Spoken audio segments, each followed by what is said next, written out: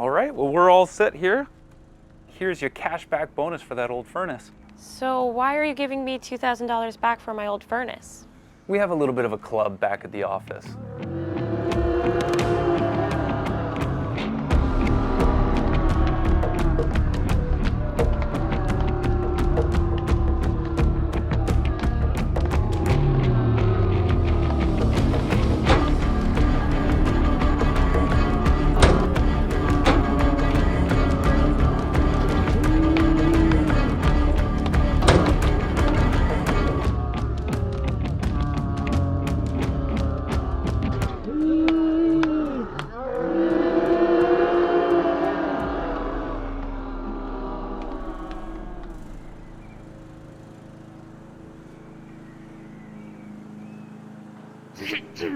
Anyway, hope you enjoy your new furnace.